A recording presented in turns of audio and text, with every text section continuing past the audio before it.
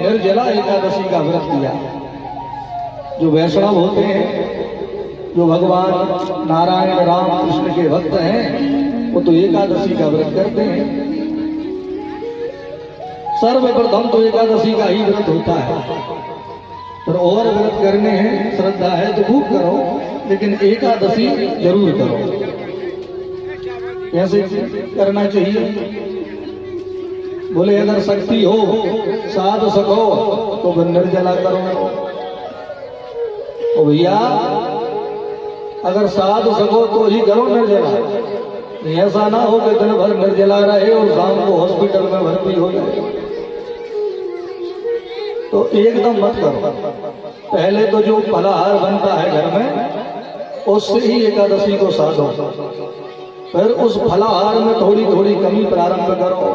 पहले खाने वाले फलाहार को ग्रहण करो, फिर धीरे धीरे केवल पीने वाली वस्तुएं, दूध हो गया, जूस हो गया, फिर इनसे एकादशी को साधो। जब ऐसे भी सधने लगे तो फिर केवल जल पी करके रहना प्रारंभ करो।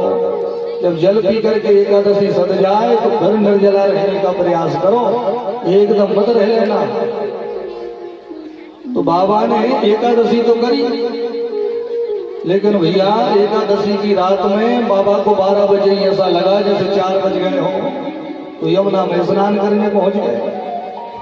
और आधी रात में वरुण देवता आराम करते हैं। किसी भी जलाशय में मध्य रात्रि के समय हमको स्नान नहीं करना चाहिए, ये वरुण देवता का अपमान होता है, वो अपराध भी हो जाता है। और बाबा को 12 बजे छलांग लगा गए, तो वरुण देवता के सेवक आए और नंद बाबा को पकड़ के वरुण लोग ले गए और बांध के पटक दिया।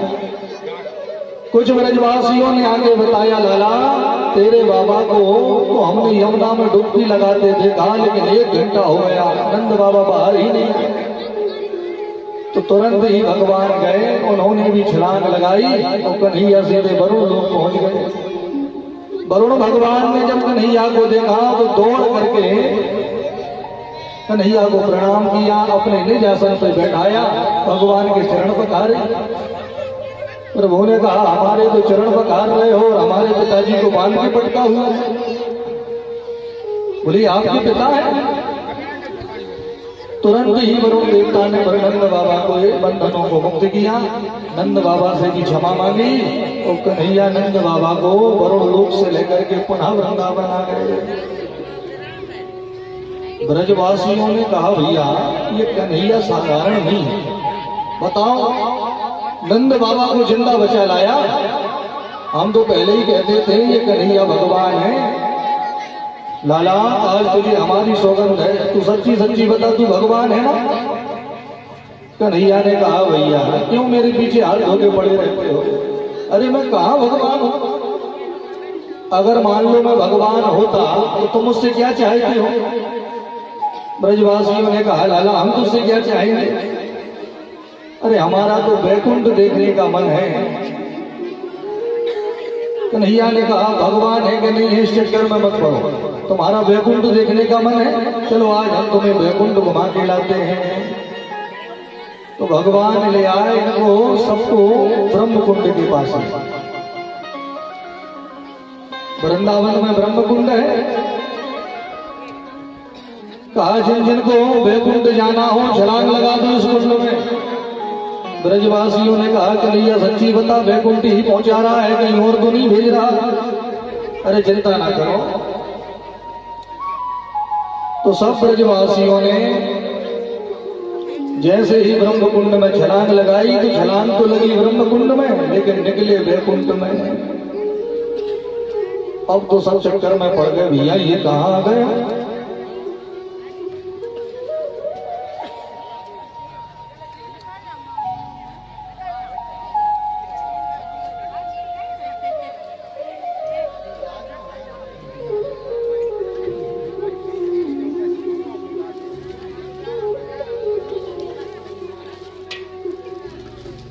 बोलो भक्तवत्सल भगवान की जय हो। ब्रजवासियों ने देखा कि यहाँ तो 4-4 हाथ वाले घूम रहे हैं।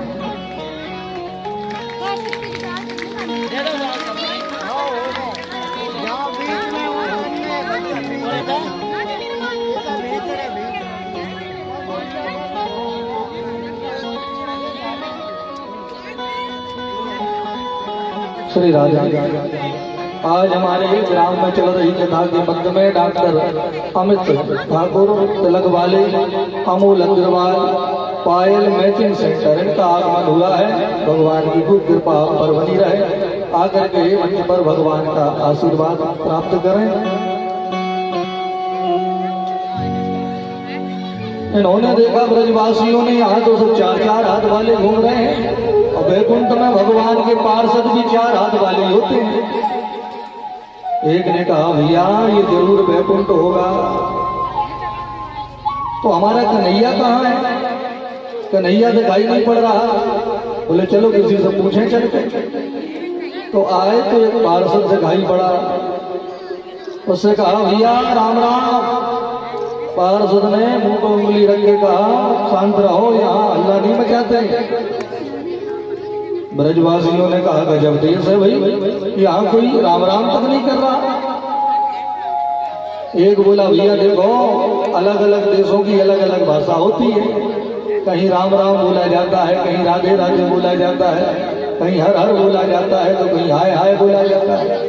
अलग अलग देशों की अलग अलग सभ्यता।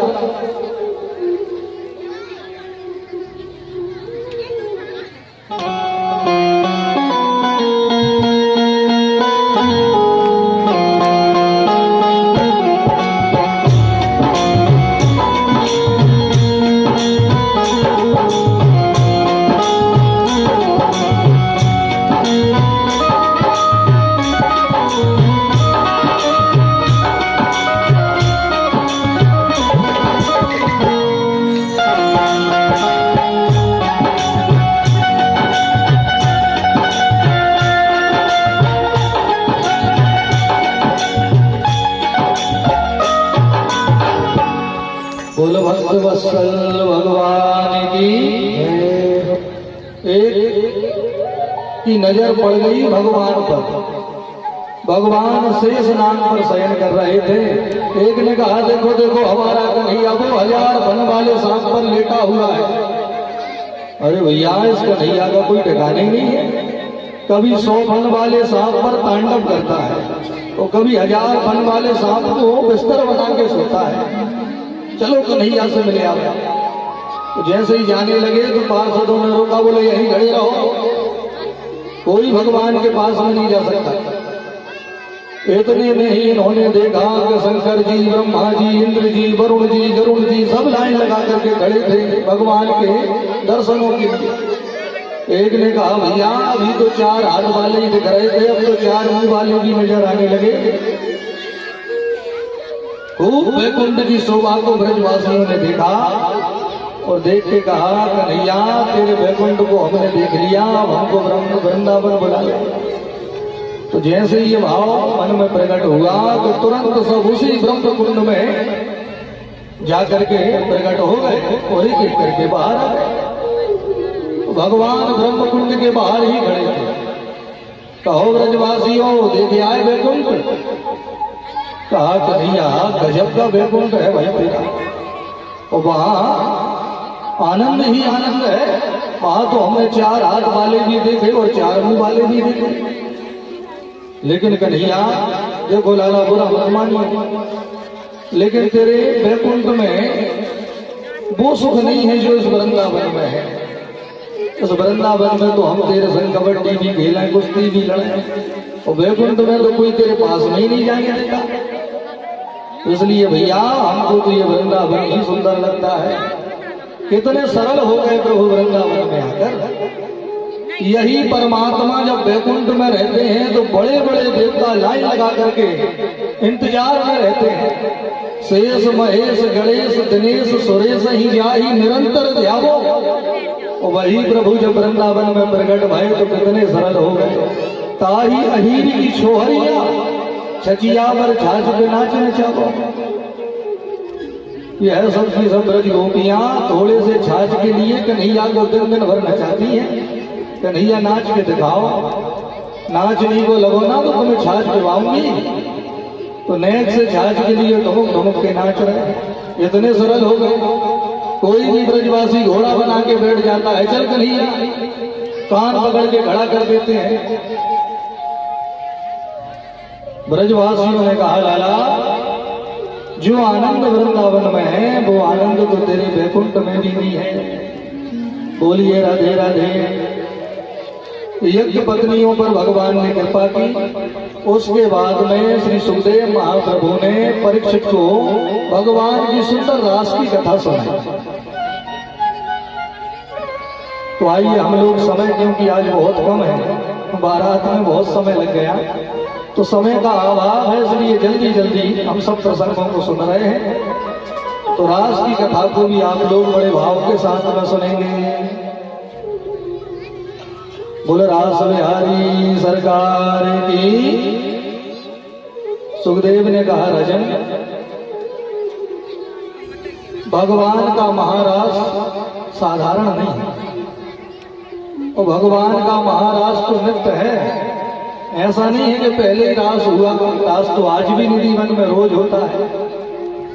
जो माया मुक्त हो जाते हैं उन्हें भगवान आज भी रास का निमंत्रण भेजते हैं। तो भगवान के रास में वही शामिल होता है जो माया के बंधनों से एकदम मुक्त हो चुका हो। ये ब्रज की जो गोपियां हैं ये भी कोई साधारण नहीं है।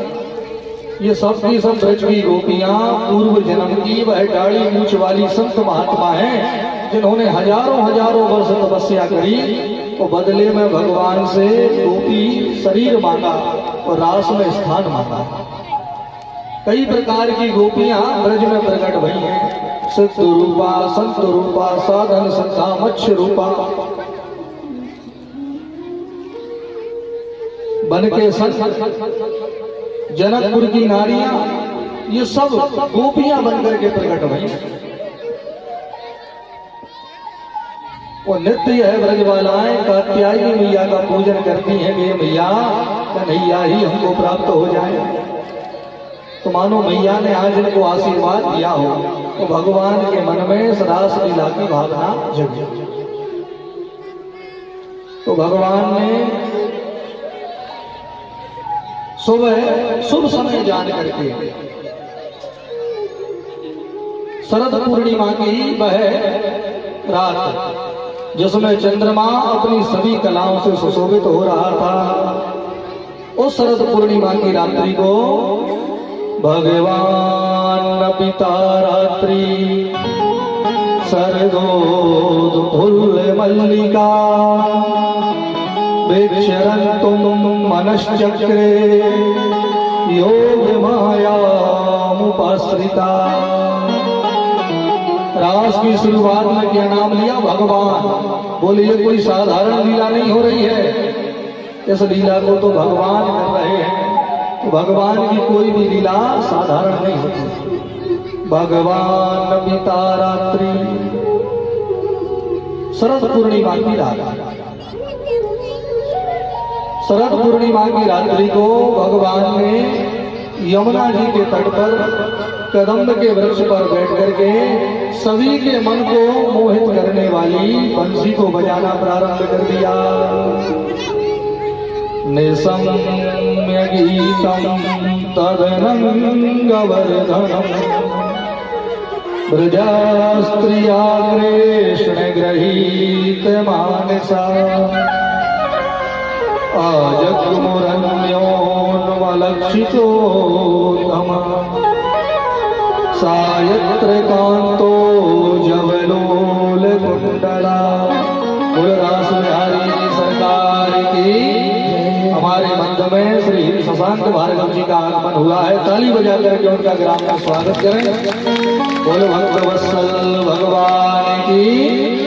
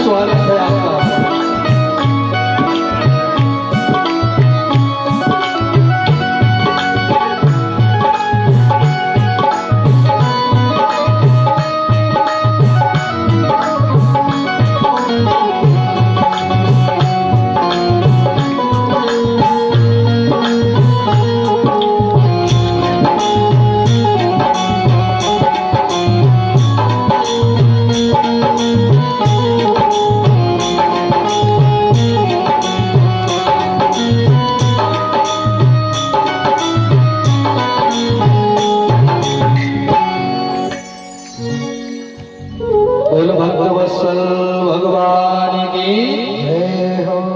भगवान ने ऐसी बंसी बजाई तो सुखदेव जी अपने सुंदर शब्दों से मानो बंसी बजा करके बता रहे हो कि भगवान की बंसी कितनी मधुर बजी हुई थी। गीतम तदनंगवर्धनम। बंसी तो पहले भी बजी थी, लेकिन पहले जो बंसी बजी थी वो सबको सुनाई पड़ी थी। और उस बंसी का एक गुण था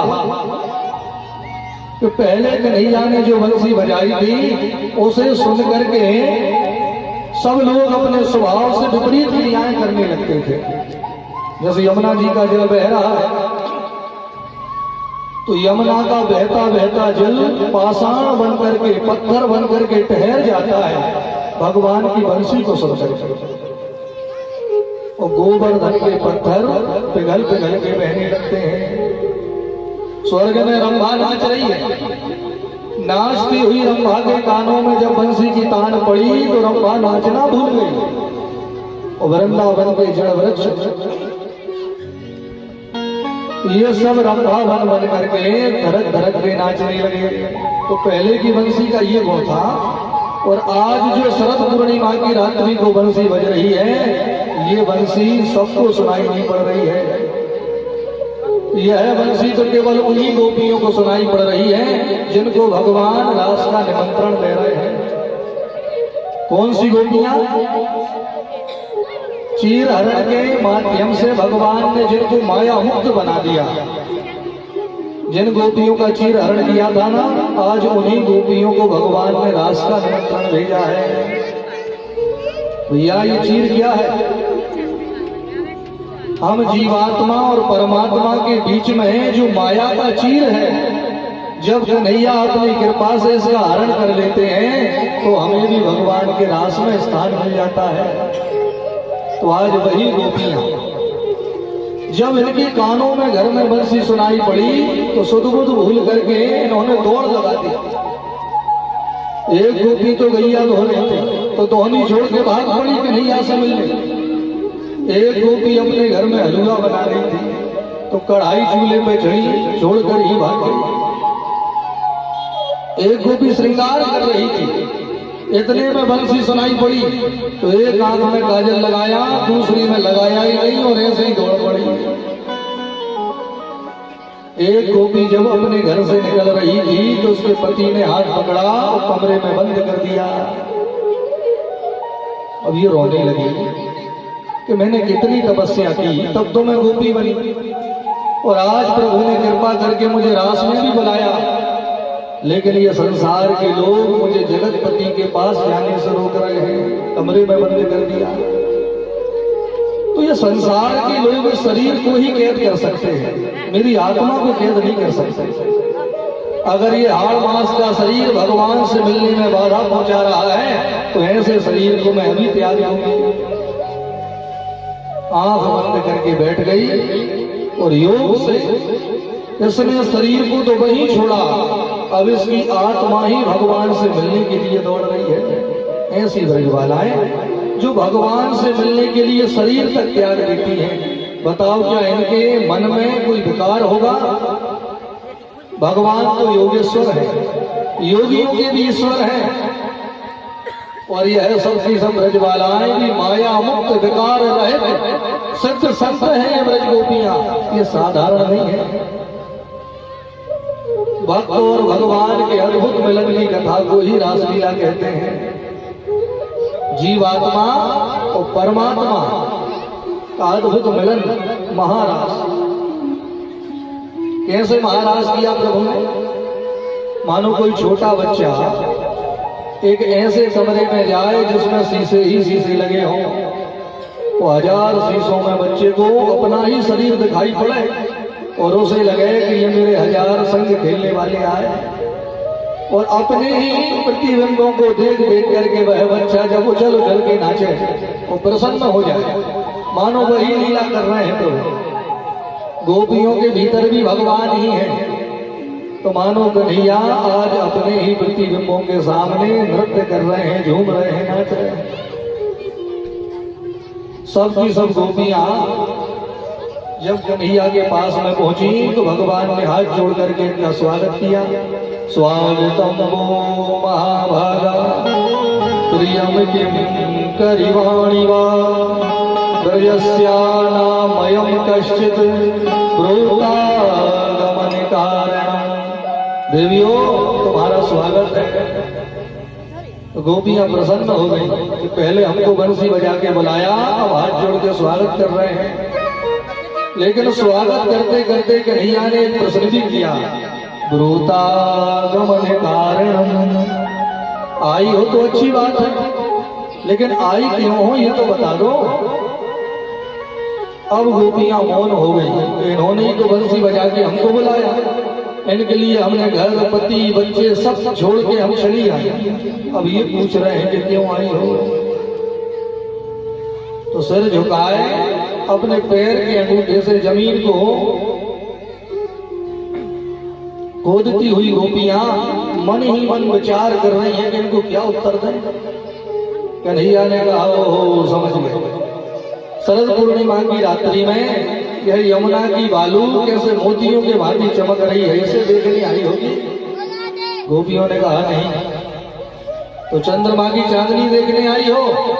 बोलिए तो घर में भी दिखाई पड़ रही थी। तो घर क्या पति देव से लड़के आ गई? देवियों देखो, पत्नी को पति की सेवा करनी चाहिए, घर में महाभारत नहीं करनी चाहिए। अगर खटपट हो गई थी तो घर छोड़ने की क्या जरूरत थी? तो गोपियों ने कहा, महाराज व्यर्थ के प्रवचन ना सुनाओ, हम लड़ झगड़ के नहीं आई। तो घर क्यों आई हो? मुझसे मिलने आई हो? तो गोपियों ने स्वीकृति प्रदान करी। तो कन्हैया ने कहा, देवियों ये तुमने ठीक नहीं किया। मैं जानता हूं तुम सबकी सब पतिव्रता हो, और एक पतिव्रता नारी को मध्य रात्रि के समय अपने पति को छोड़ करके किसी पराये पुरुष के पास में नहीं जाना चाहिए। ये एक पतिव्रता नारी का धर्म नहीं है। शायद तुमको पता नहीं है कि पतिव्रता नारी में कितनी शक्ति होती है। पतिव्रता नारी का सम्मान तो देवता भी करते हैं। पतिव्रता नारी अपनी शक्ति सामर्थ्य से अपने पति के प्राणों को यमराज से तक वापस ले आती है। और ऐसे पति को छोड़कर तुम मेरे पास में आई हो? तुम्हारे पतिदेव चिंता कर रहे होंगे, ढूंढ रहे होंगे, जाओ यहां से लौट जाओ। गोपियों ने कहा, जब से आई हैं तब से यही कह रहे हैं कि चली जाओ, भाग जाओ, लौट जाओ। ये ऐसे मानने वाले नहीं। अब इनको उत्तर देना पड़ेगा। तो भगवान ने 10 श्लोकों में गोपियों को लौटाना चाहा, तो गोपियों ने 11 श्लोकों में भगवान को उत्तर दिया। कहा, प्रभु हम पतिव्रता हैं, एक पतिव्रता नारी का जो धर्म होता है उसका हमको पूरा ज्ञान है। बस हमारे एक प्रश्न का उत्तर दे दो, हम यहां से चली जाएंगे। आप सब लोग सुनना। आप लोग मंदिर जाते हो, मंदिर में भगवान की पूजा करते हो, तो हमारा भाव होता है कि जो मूर्ति में दिखाई पड़ रहे हैं, जब इनका पूजन करेंगे तो कभी ये प्रकट होकर के साक्षात भी दर्शन देंगे। अब किसी दिन पूजा करते करते भगवान प्रकट हो गए मंदिर में, तो मूर्ति का पूजन करोगे कि जो प्रकट भय है उनका पूजन करोगे? भाई पूजन मूर्ति का हो ही इसलिए रहा था कि प्रकट हो जाए। गोपियों ने जब यह कहा तो कन्हैया ने कहा, देवी वो मूर्ति पूजा की जरूरत ही क्या है? जब साक्षात प्रभु प्रकट भय हैं तो उनकी ही पूजा करो। गोपियों ने कहा, बस हो गया उत्तर। हमारे घर में जो पति बैठे हैं प्रभु, वो तो मिट्टी की मूर्ति हैं, बार बार जन्म लेते हैं, बार बार मर जाते हैं। जगत पति और सच्चे पति तो आप ही हो। आज हम मिट्टी की मूर्ति को छोड़ करके अपने सच्चे पति के पास में आई हैं, तो आप कह रहे हो लौट जाओ, भाग जाओ, चले जाओ। तो जाके उसी मूर्ति को पूजो।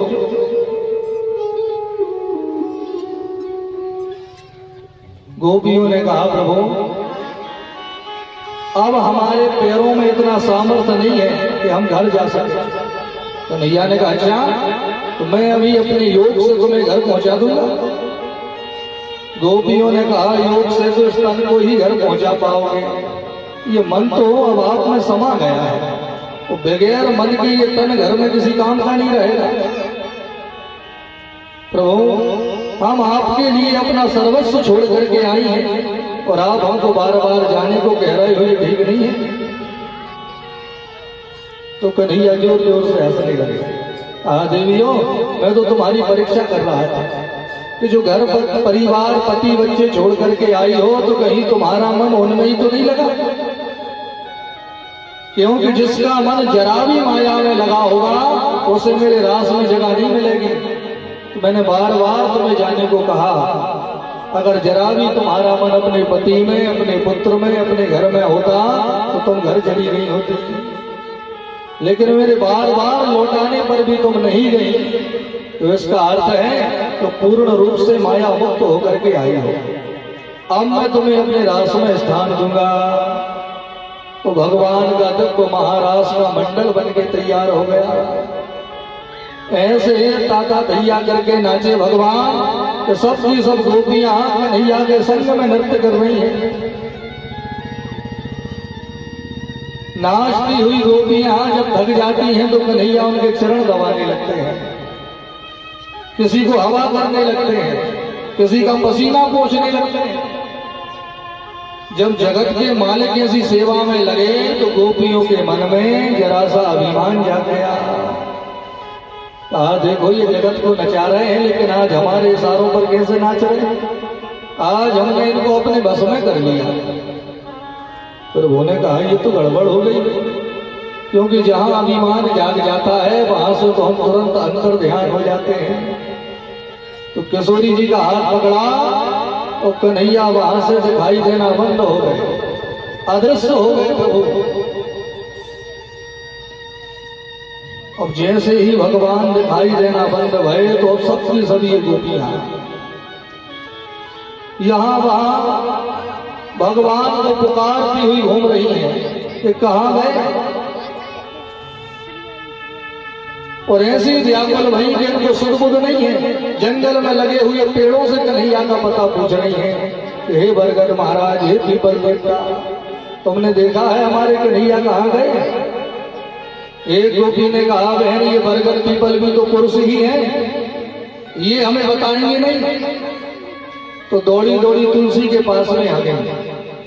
एक ने कहा अरे तुलसी तुझसे तो कितना प्रेम करते हैं, तेरे बगैर तो भोजन तक नहीं करते, तुझे बता के गए होंगे कहाँ गए हैं।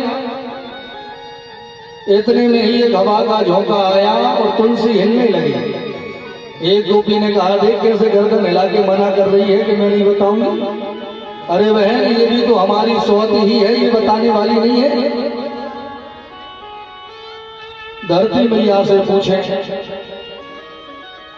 रास्ते में जाते जाते किशोरी जी के मन में भी जरा सा मान जाग गया। कैसा मान जागा? बोले सबको तो छोड़ दिया लेकिन हमको नहीं छोड़ पाए। मान और अभिमान में बस जरा सा ही अंतर होता है।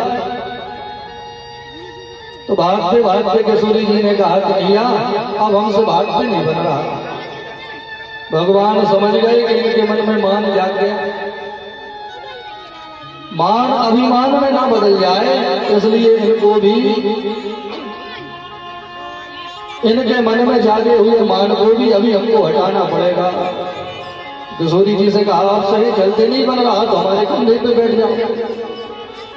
कंधे पे बैठने के लिए जो किशोरी जी ने पैर उठाया तो वहां से भी भगवान ऐसे भागे कि किशोरी जी को भी दिखाई देना बंद हो गए।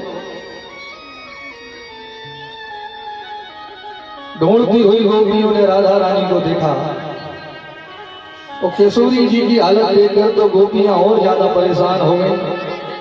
और इन सब की सब ब्रजबालाओं ने कन्हैया को बुलाने के लिए, रिझाने के लिए यमुना जी के घाट पे आकर के एक गोपी गीत गाया। कन्हैया के विरह में व्याकुल होकर के ब्रजबालाएं बहुत सुंदर सुंदर शब्दों में भगवान को बुला रही हैं। जयति तेधिकं जन्मनाव्रजा सयत इंदिरा सस्वदा